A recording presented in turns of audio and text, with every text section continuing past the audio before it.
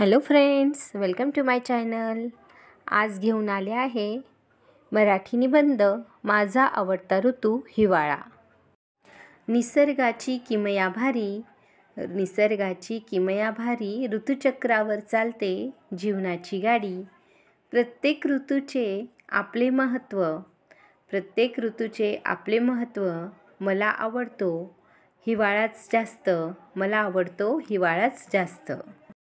उन्हाळा, पावसाळा, हिवाळा हे 3 ऋतू दर 4 महिन्यांनी येत असतात. यामुळे वातावरणात बदल होतच असतो, पण आपल्या दैनंदिन जीवनावरही त्याचा प्रभाव पडत असतो. हे ऋतुचक्र सुरळीत चालू असते, म्हणूनच आपल्या दैनंदिन गरजा पूर्ण होत असतात. या 3ही ऋतूंमध्ये माझा आवडता ऋतू आहे हिवाळा. नोव्हेंबर ते फेब्रुवारीपर्यंत हिवाळा असतो. हिवाळ्यातील आल्हाददायक वातावरण सर्वांनाच आवडते. पहाटेचे धुके हे वातावरणाला आणखीनच सुंदर बनवते. या थंड वातावरणात सूर्याची वाट पाहण्यात वेगळीच मजा येते. तसं पाहिलं तर दसऱ्यापासूनच थंडीची चाहूल लागायला सुरुवात होते आणि मग दिवाळी, संक्रांत यासारखे सण याच ऋतूत येतात. हिवाळ्यात मिळणाऱ्या सुट्ट्या या सण साजरे करण्यात, तसेच मित्र, नातेवाईक यांच्यासोबत वेळ घालवण्यात खूप आनंदात संपतात. हिवाळ्याचं वैशिष्ट्य म्हणजे दिवस छोटा असतो आणि रात्र मोठी असते. सूर्य हा लवकर मावळतो असं म्हणतात. व्यायामाची सुरुवात हिवाळ्यात करायला हवी. हिवाळ्यात भूक पण थोडी जास्तच लागते, पण हिवाळ्यात पचनशक्ती पण चांगली राहते. बऱ्याच जणांना थंडीपासून त्रास होतो, पण उबदार कपडे व योग्य ती काळजी घेऊन आपण या थंडीचा आनंद घेऊ शकतो. तसेच ज्यांच्याकडे थंडीपासून बचाव करण्यासाठी उबदार कपडे नाहीयेत, अशा गरजू व्यक्तींना आपण योग्य ती मदत करायला हवी.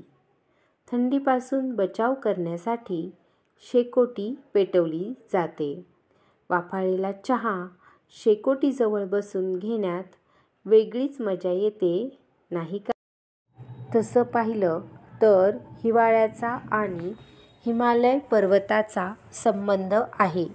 हिमालय पर्वतावर बर्फ पडतो आणि उत्तरेकडून वारे वाहायला लागतात, तेव्हा भारतात हिवाळ्याचे आगमन होते.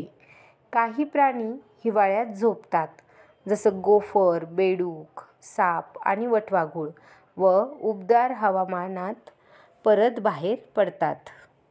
सांस्कृतिक सणांची जशी रेलचेल हिवाळ्यात असते, तसेच आईस स्केटिंग, क्रिकेट, फुटबॉल यासारख्या स्पर्धा पण हिवाळ्यात घेतल्या जातात. शाळेतल्या सहली, वेगवेगळे शैक्षणिक उपक्रम विशेष करून हिवाळ्यातच राबवले जातात. हिवाळ्यात प्रवास करण्याची मज्जा काही औरच असते. असा हा माझा आवडता ऋतू.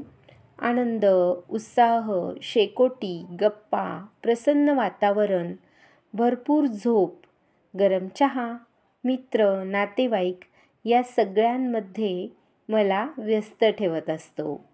हिवाळ्यात ऊनही हवेहवेसे वाटते आणि पावसाचे येणे पण सुखावून जाते. थंडगार हवा आणि निसर्गरम्य उत्साहवर्धक वातावरण मनाला प्रसन्न करते, मानसिक आरोग्य वाढण्यास मदत करते.